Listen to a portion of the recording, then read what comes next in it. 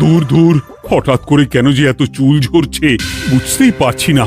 কতদিন হয়ে গেল চুল ওঠা আর থামছেই না। না, এমন হতে থাকলে তো মাথায় টাক পড়ে যাবে। না না না, আজ রাজবৈদ্যের কাছে পরামর্শ নিতে হবে। কি ব্যাপার মহারাজ, আজ আপনাকে এমন চিন্তিত দেখাচ্ছে কেন? জীবনে বড় দুঃখ গোপাল, মন মেজাজ একদম ভালো নেই। সে কি কি হয়েছে মহারাজ? গোপাল থাকতে দুঃখ কিসের? আর বলো না, মাথার চুলগুলো আজকাল ঝড়ে পড়া পাতার মতো পটপট করে ঝরে যাচ্ছে। আমি তো জানি কেন এমন হচ্ছে, কিন্তু এখনই মুখ খুললে চলবে না। আর একটু বেশি বিপদ বাড়লে তখন মাঠে নামবো। তাই বলুন। এ তো খুব ছোট ব্যাপার, চুল ঝরলে টাক পড়বে, আর সেটা পড়া কত ভালো জানেন? কথায় আছে, যত বড় টাক তত বেশি টাকা। তুমি চুপ করো তো বাপু। যদি টাক থাকলেই টাকা হতো, তাহলে তোমার টাকা কোথায়? যেটা বোঝো না সেটা নিয়ে কথা বলো না। তাই না তাই, মহারাজের ঝরছে চুল, চিন্তার ভাঁজ মাথায়। গোপাল যতই চেষ্টা করুক, চিড়ে ভিজবে না কথায়। উফ, তোমরা সকলে থামো তো দেখি। ও রাজবৈদ্য, তুমি এর কিছু উপায় বলো। আগে মহারাজ, অনেক সময় দেহে ওই লৌহের পরিমাণ কমে গেলে এমন চুল ঝরে। আপনি বরং পালং শাক, ওই কিশমিশ, কলা ও আরো কিছু ফল আমি বলে দিচ্ছি, সেগুলো বেশি করে খান। আচ্ছা আচ্ছা আচ্ছা, তবে তাই করে দেখি।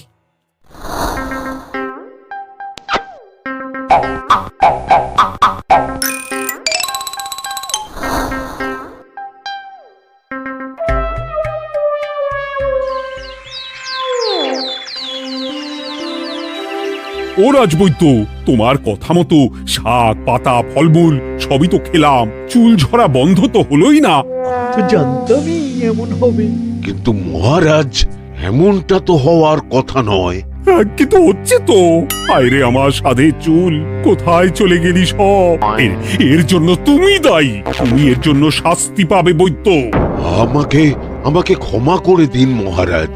এমনটা হবে এ তো আমি ভাবতেই পারিনি। কিছু মনে করবেন না মহারাজ, ছোট মুখে বড় কথা বলছি, কিন্তু সত্যি এখানে রাজবৈদ্যর কোনো দোষ নেই। ওকে শাস্তি দেওয়াটা ঠিক হবে না মহারাজ। দেখেছেন মহারাজ, গোপালের সাহসটা দেখেছেন? আপনার মুখের উপর কথা বলছে। তা বলি, তুমি যখন এতই বোঝো, তাহলে নিজেই একটা আস্ত লোহা খেয়ে দেখো না, তোমার মাথায় চুল গজাচ্ছে কিনা। ঠিকই আছে, এসব মূর্খের মতো কথা কেবল আপনার থেকেই আশা করা যায় মন্ত্রী মশাই। মহারাজ, আপনি বিচক্ষণ মানুষ, আমার শুধু অনুরোধ, আরেকবার ভেবে দেখবেন। ঠিক আছে, রাজবৈদ্যকে আমি শাস্তি দেব না, কিন্তু সকলের জন্য আমার একটা ঘোষণা আছে। কি ঘোষণা? আমার এই কঠিন সমস্যা যে দূর করে দিতে পারবে, তাকে আমি বিশেষ পুরস্কারে ভূষিত করব। এই তো পেয়েছি, এই সুযোগ কোনোভাবেই হাতছাড়া করা চলবে না। এবারের সমস্যাটা সত্যি বেশ কঠিন। কি করলে যে মহারাজের চুল পড়া বন্ধ হবে সেই উপায় মাথাতেই আসছে না। হঠাৎ করে কেন যে এমন হলো কে জানে।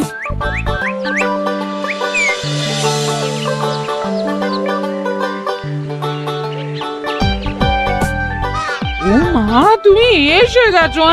একটু বসো, আমি তেলটা মেখেই হাত ধুয়ে খাবারটা বাড়ছি। হ্যাঁ, সে ঠিক আছে, কিন্তু তুমি কিসের তেল মাখছো এটা? কি আবার মাথার চুলের তেল?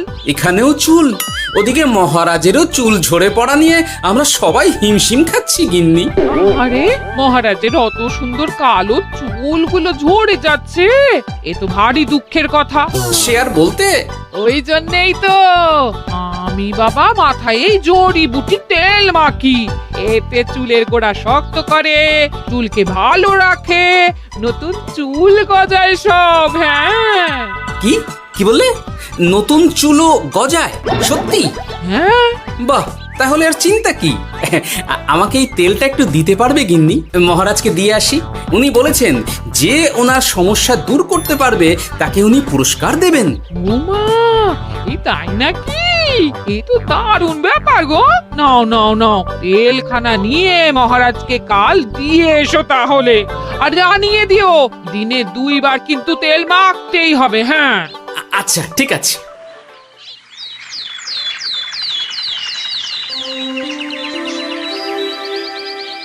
কোনো উপায় খুঁজে পেলে তোমরা? আগে মহারাজ, আমি আপনার জন্য নকল চুল বানিয়ে এনেছি। যতদিন আপনার চুল পড়া বন্ধ না হচ্ছে ততদিন আপনি এটা পরে ব্যবহার করতে পারেন। সে তো বুঝলাম, কিন্তু নকল চুল তো আর আসল চুলে জায়গা নিতে পারবে না বিজ্ঞানী। আসল চুলের কথা ভেবে আমি আপনার জন্য কেশুত্তে পাতা এনেছি মহারাজ। আচ্ছা বেশ। তা গোপাল, খুব তো আগের দিন বকবক করছিলে, তুমি কি এনেছো শুনি? সেটা যথাসময়ে দেখতে পেয়ে যাবেন মন্ত্রী মশাই। এটা জড়িবুটি তেল মহারাজ। আমি এটা আপনার জন্য এনেছি। এতে নতুন চুল গজায় আর চুলের স্বাস্থ্যও ভালো হয়। আমার গিন্নিও ব্যবহার করে এটি, তবে দিনে 2 বার করে মাখতে হবে, তাহলেই ভালো ফল পাবেন মহারাজ। বাবা, তাহলে তুমি কেন মাখো না? আচ্ছা, আপনার সমস্যাটা ঠিক কোথায় বলুন তো মন্ত্রী মশাই? মহারাজের জন্য কিছু আনলেও কথা শোনান, না আনলেও কথা শোনান। সত্যি তো মন্ত্রী, কেন তুমি সব সময় গোপালের পিছনে পড়ে থাকো বলো তো? এরা তো তাও সবাই কিছু না কিছু আমার কথা চিন্তা করে এনেছে, তুমি তো সেটাও করনি। না আসলে মহারাজ, আমিও ভাবছিলাম আপনার কথা, কিন্তু থাক, বুঝেছি। আহ, দারুণ। তেলের গন্ধটাও খুব সুন্দর। গোপাল, তোমায় অনেক ধন্যবাদ। আশা করছি ব্যবহার করলে খুব ভালো ফল দেবে। একদম দেবেই মহারাজ। দূর বাবা, ভেবেছিলাম এক হলো আর এক। কোথা দিয়ে যে গোপালটা মাঝখান দিয়ে এসে নাক গলিয়ে ঢুকে পড়ে, খুব শক্ত পুরস্কার নেওয়ার। দেখাচ্ছি মজা।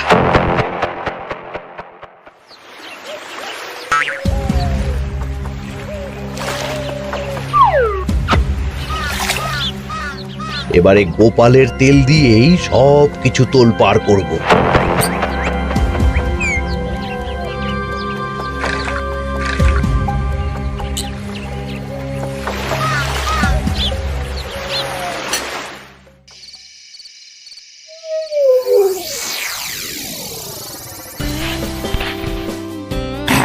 ব্যাস, হয়ে গেল 2 বার মাখা।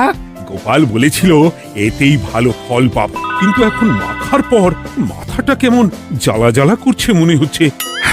হয়তো নতুন চুল গজাবে বলে এমন হচ্ছে। কাল সকালে বোঝা যাবে। এতক্ষণে বোধহয় ছোট ছোট চুল গজিয়েই গেছে।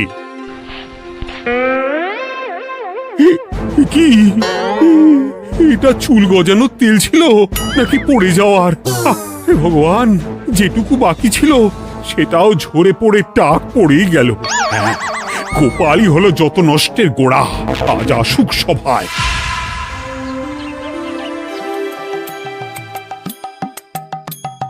এই যে এখন এলেন উনি। ও কি মহারাজ, আপনি এমন কাপড় মাথায় জড়িয়ে বসে আছেন কেন? তুমি আর এমন প্রশ্ন জিজ্ঞাসা করো না গোপাল, তোমার দয়াতেই মহারাজের এমন অবস্থা।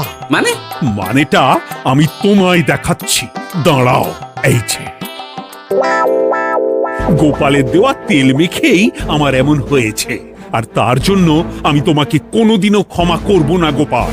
বিশ্বাস করুন মহারাজ, আমার গিন্নিও মাখে এই তেল, কিন্তু এমন কিছু তো এখনো পর্যন্ত ঘটেনি।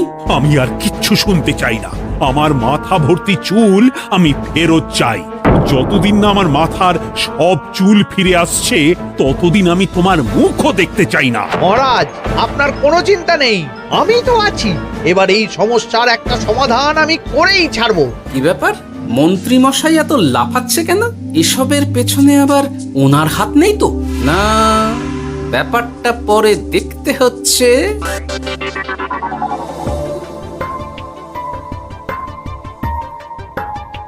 আমি বলি কি মহারাজ, এই সময়টা বরং আপনি নকল চুলটা মানে পরচুলা ব্যবহার করুন। হ্যাঁ, অগত্যা কিছু তো একটা গন্ডগোল আছেই। গিন্নিও তো রোজ মাথায় তেল মাখে, কই এমন তো হয় না। মন্ত্রী যদি কিছু করেও থাকে তাহলেও হাতে নাতে ধরবো কিভাবে? ও কি গো গোপাল দাদু, এখন এই সময় তুমি রাজসভা ছেড়ে এখানে? তোদের দাদু আর রাজসভায় যাবে না রে? কি বলছো গো? কেন? আর কেন, বিনা দোষে এমন শাস্তি। তোমায় শাস্তি দিয়েছে, তুমি শুধু বলো কে তোমার সাথে কি করেছে, বাকিটা আমরা বুঝে নিচ্ছি। আচ্ছা বলছি, কৃষ্ণনগরের মন্ত্রী মশাইয়ের বাড়িটা কোন দিকে একটু বলতে পারবেন? কৃষ্ণনগরে নতুন নাকি? আগে তো আপনাকে কখনো দেখেছি বলে মনে পড়ছে না। হ্যাঁ, আমি এখানে থাকি না, আমি এখানে আমার কাজে এসেছি, তাই মন্ত্রী মশাইয়ের বাড়ির ঠিকানাটা যদি একটু বলে দেন। নিশ্চয়ই, এ পথ দিয়ে সোজা চলে যান, তারপর কিছুটা ডান দিকে গেলেই পেয়ে যাবেন। আচ্ছা, অনেক ধন্যবাদ। ভিন গাঁয়ের লোক মন্ত্রী মশাইয়ের বাড়িতে, ব্যাপারটা বেশ সন্দেহজনক লাগছে। এই এই গুলটে ন্যাপলা, তোরা তোরা দুজন একটু আড়াল থেকে দেখতো লোকটা মন্ত্রী মশাইয়ের বাড়িতে ঠিক কি জন্য এসেছে, তারপর আমায় খবর দিস। ঠিক আছে গোপাল দাদু। তোমার আবার এখানে আসার কি দরকার ছিল? আমি তো বলেছি যে আমি ঠিক গিয়ে তোমার পাওনা গন্ডা মিটিয়ে দেবো। মিটিয়ে দেবে? কতদিন হয়ে গেছে জানেন? দেখো, হয় আমার কীটনাশক আর সার সব ফিরিয়ে দিন, নয়তো আমার জিনিসের দাম মিটিয়ে দিন। কীটনাশক, সার আর কি করে ফেরত দেবো বলো? ও তো সব পুকুরের জলে মিশে গেছে। ওসব আমি জানি না, আমার পাওনা গন্ডা মিটিয়ে দিন, ব্যাস। চল চল, এখনই তাহলে গোপাল দাদুকে গিয়ে সব জানাই। চল চল।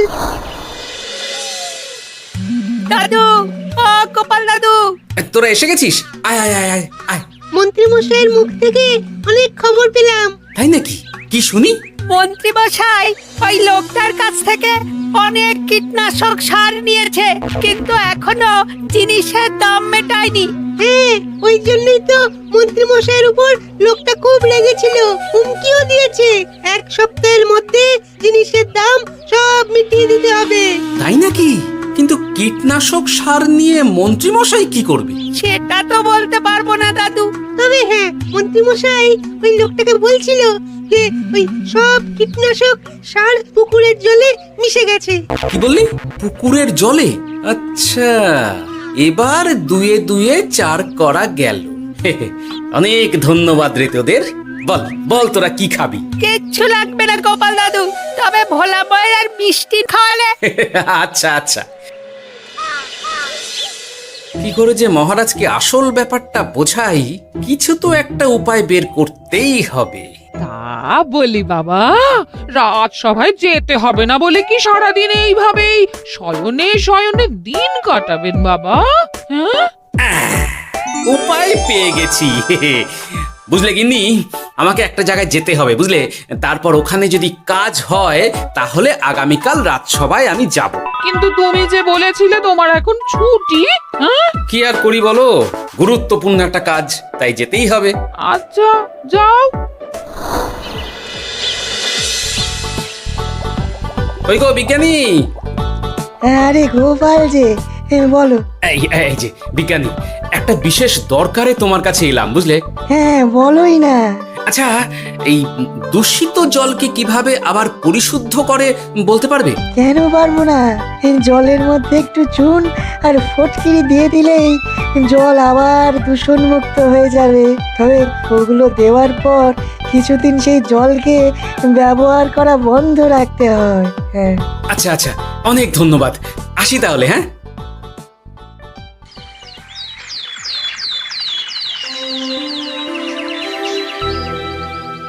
ছায়া পড়েছে, ছায়া পড়েছে। আমি বেশ বুঝতে পারছি তার ছায়া পড়েছে এখানে। কার ছায়া পড়েছে? আজকাল তোর মাথা থেকে অনেক চুল ঝরে পড়ছে, তাই না? আগে হ্যাঁ সাধু বাবা, আপনি একদম ঠিক কথা বলেছেন। ও বাবা, এ এ আবার কোথা থেকে উদয় হলো?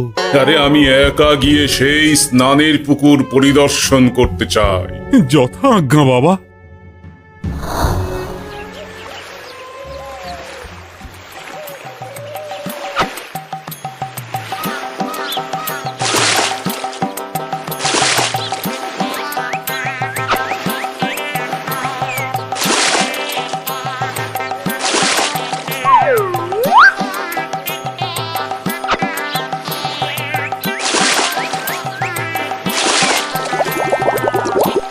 যাক বাবা, মোটামুটি সপ্তাহখানেক এভাবে থাকলেই পুকুরের জল আবার আগের মতো পরিষ্কার হয়ে যাবে। এবার শুধু মহারাজকে একটু বুঝিয়ে বললেই হয়ে যাবে।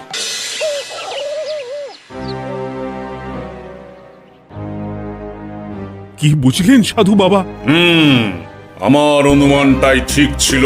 পুকুরের জলে কালো ছায়া পড়েছে, কুদৃষ্টি পড়েছে, তাই এমন হচ্ছে।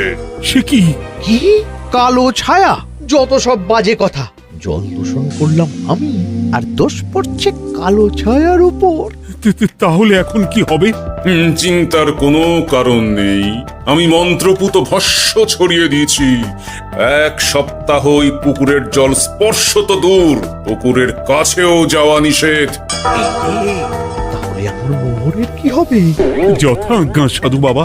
ও কি, তাহলে মহারাজ এতদিন স্নান করবেন কোথায়? সে কথা কাউকে চিন্তা করতে হবে না। মহারাজের ওপরে কালো ছায়া পড়া জল পড়েছে, তাই আগে সেটা শোধন করতে হবে। আমাকে তাহলে কি করতে হবে সাধু বাবা? আমার শিষ্য গোপাল আমাকে আগেই এই বিষয় জানিয়েছিল। আমি তার হাত দিয়েই তোর স্নানের জল পাঠিয়ে দেব। তাই আগামী 1 সপ্তাহ সেই জল দিয়েই তোকে স্নান করতে হবে। কি গোপাল? দেখছো তো মন্ত্রী, গোপাল আমাকে কত ভালোবাসে। আমি ওকে কত কথা শোনালাম, কিন্তু না না না না, কাল থেকেই আমি আবার গোপালকে রাজসভায় ডেকে আনবো। আমি আসছি, আমার কাজ হয়ে গেছে। আর হ্যাঁ, তোর স্নানের পুকুরের চারিদিকে প্রহরীর বন্দোবস্ত কর। কাক পক্ষীও যেন ওখানে প্রবেশ করতে না পারে। আচ্ছা বাবা, আচ্ছা।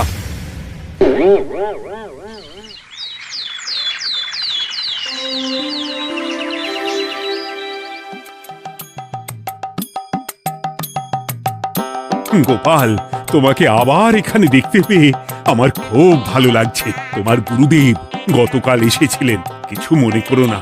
না বুঝেই তোমাকে অনেক কথা শুনিয়েছি।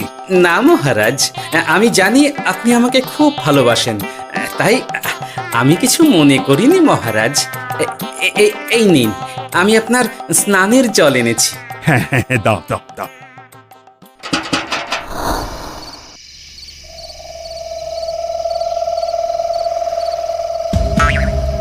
ও বাবা, পুকুরের কাছে যে গিয়ে দেখবো সে উপায় নেই। চারপাশে প্রহরীতে ভর্তি। তাহলে কি সত্যি সত্যি কালো ছায়া পড়েছে? ভালোই হলো, পাওনাদারকে বলে দেবো কীটনাশকটা জালি ছিল। হি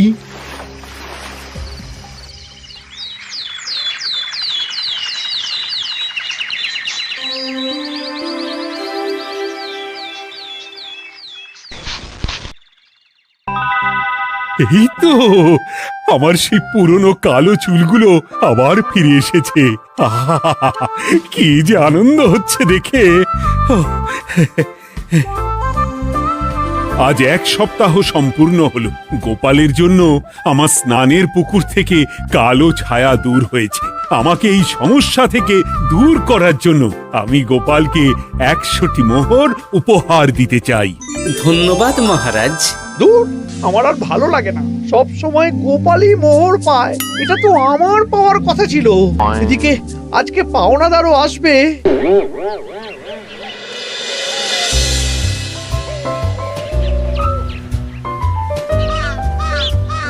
গোপাল দাদু, ওই লোকটা এসে গেছে।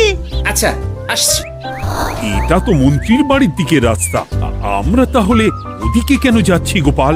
আপনার পুকুরের আসল রহস্যটা কি সেটা আপনি জানবেন না মহারাজ? মানে? নিজের চোখেই দেখুন, তাহলে বুঝতে পারবেন। আর একটু সময় দাও আমায় ভাই। এমনিতেও তোমার কীটনাশক কোনো কাজের নয়। কি এখন এসব কথা আর একদিনও সময় দিতে পারছি না। একটু বোঝো, একটু। সব আমি মহারাজের পুকুরের জলে মিশিয়ে দিয়েছি। মন্ত্রী, তুমি তাহলে সেই কালো ছায়া? মহারাজ, আপনার পর্দা ফাঁস হয়ে গেছে মন্ত্রী মশাই। তুমি তাহলে সবটা জানতে? একদম প্রথম থেকে। রে, খুব জোর ফেঁসেছি। এদিকে পাওনা আর ওদিকে মহারাজ, এখান থেকে কেটে পড়তে হবে। গন্ডগোল করে আবার পালানো হচ্ছে কবে রে? বলো, কেন করেছিলে? মহারাজ, আমি ভেবেছিলাম আপনার সব চুল উঠে গেলে আমি আপনার কাছ থেকে চুল গজানোর ওষুধ দেওয়ার নামে অনেক টাকা লুটবো। কিন্তু সেই ভাবনা ভাবনাই থেকে গেল, সেগুড়ে যে বালি হয়ে গেল। ভাবা যায় চুলের জন্য চুলো চুলি, হ্যাঁ?